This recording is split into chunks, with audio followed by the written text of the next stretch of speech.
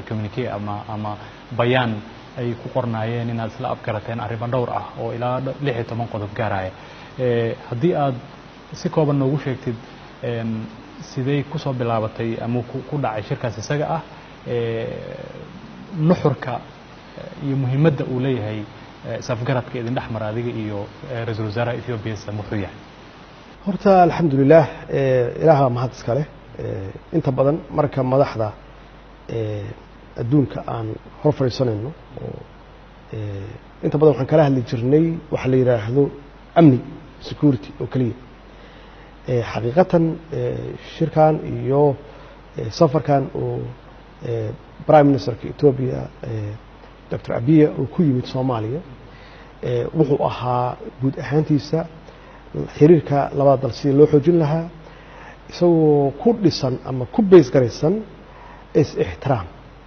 iskaashi iyo wada shaqayn in midka kale uu ixtiraamo qaranimada iyo jiritaanka iyo midnimada dal walba uu leeyahay taas waxay ahayd base-ka aasaaska wada hadalkeena horta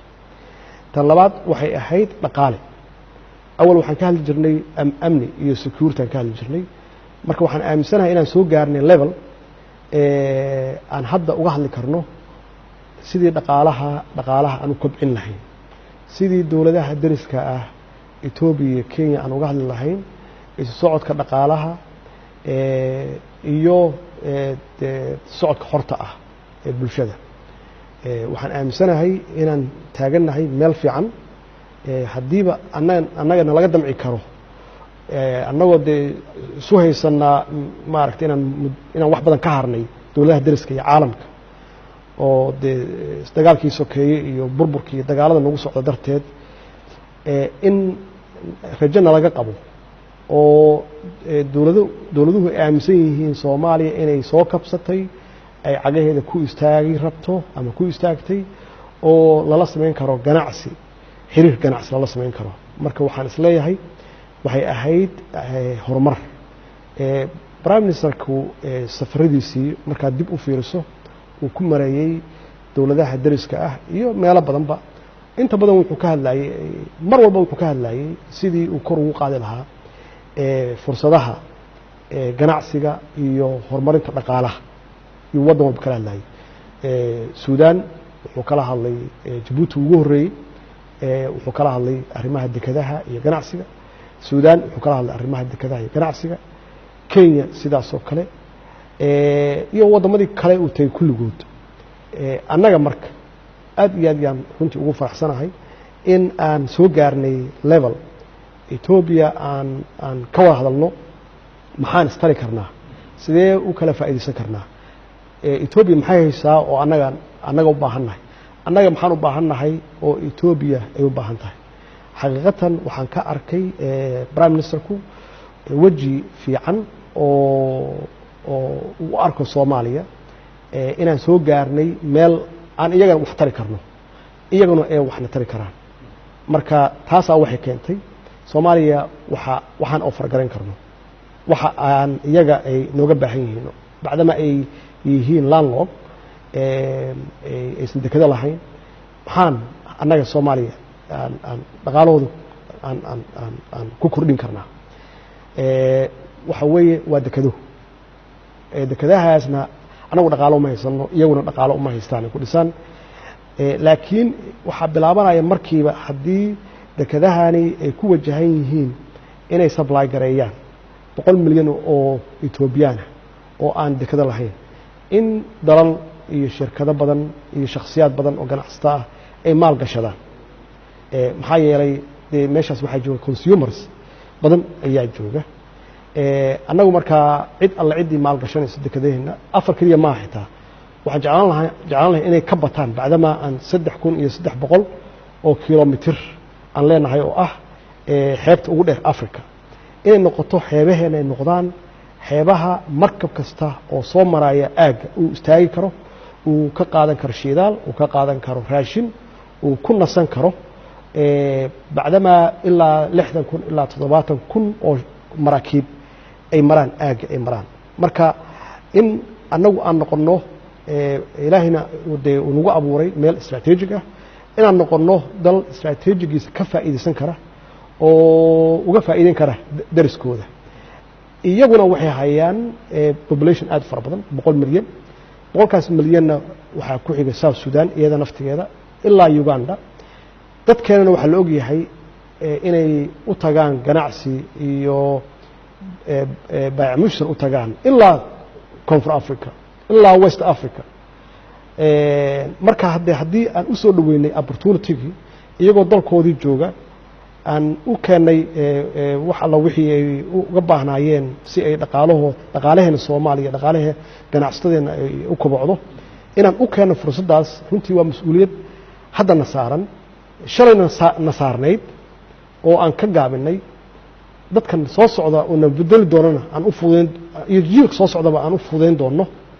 si ay noloshooda iyo mustaqbalkooda wax uga bedesho arintaas waay mudane madaxweyne qodobka ugu hadalhaynta badan arinta heshiiska ama heshiiskan aad adigii ra'iisul wasaare AP aad isla gaarteen ee ku saabsan dekadaha ayaa dood badan dhaliyay oo dad badan ay hadal hayaan oo ay leeyihiin dawladdu dekadihii ugu muhiimsanaa dekado ayay siinaysaa Ethiopia arintaasna ma qabato dadka Soomaaliyeed marka dawladdu dekadihii u gacan gelinaysaa wadan rival nala ahay ama duruufo kala duwan xaalado kala duwan isla soo marnay marka arintaas iyada ah maxaad uga jawaabaysaa xaqiiqatan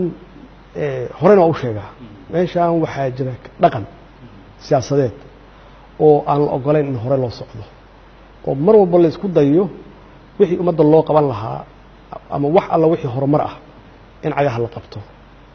xaqiiqatan dekad cid la siiyey ma laha dekaduhuna Soomaaliya ku yaalaan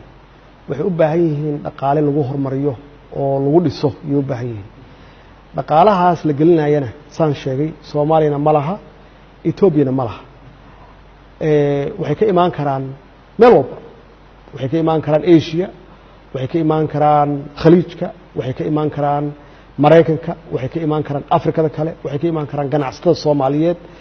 cid walba yaa diyaar u ah inay maal gashato laakiin muhiimaddu waxay tahay waa la tartamaya waxaa kula tartamaya maxaan ku raahdaa Mombasa yaa kula tartamaysa waxaa kula tartamaysa Port Sudan yaa kula tartamaysa waxaa kula tartamaya anu tartan ma arko Djibouti dad waalehna weeye intaasoo idil yaa tartan kugula jira oo muhiimaddu waxay tahay inay dhaqaalahooda kor u kiciyaan kor u qaadaan inay shaqo abuur dadkooda u sameeyaan in miisaaniyadda dawladooda ay kor u kacdo in jidad la sameeyo oo isku xira Soomaaliya iyo meel walbaba la isku xiro marka qof alla qofkii diidan horumarkaas aan waxaan aaminsanahay waa dhaqankii hore u jiray oo aan Afrika iyo Asia iyo caalamka aan uga harnay oo aan la ogolayn Soomaaliya inay hore u dhaqaaqdo laakiin dekadahan iyo siyaabo kasta oo Soomaaliya loogu sameyn karo maalgashi iyo investment waxa weeye waxay ku bilaabataa vision iyo aragtidaasna waxaa ku xiga farsamadaasna waxaa ka soo baxa marka dhaqaale intee la gelinaya xagee laga dhisayaa wixii jidad noocee ah yaa la sameyn matarin yaa la sameyn doonaa ma garatay oo u kala goosha Afrika oo dhan waxaa studigaas la sameynayaa ama farsamadaas ay ku jira dhaqaale intee la eg intee ballaceedu leeyahay waxaa soo idil kadib yaa waxaa la gaarayaa heshiis agreement wax la yiraahdo agreementigaasna waxaa la horkeenayaa baarlamaanka sharciyeynaya marka waa process dheer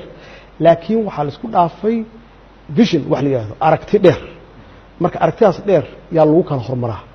marka aragtideeda iyo aragtida dawladana waxay tahay sidii Soomaaliya aan fakhriga uga saar lahayn dalkeenu wuxuu ku yaalaa meel Ilaahayna siiyay oo strategic ah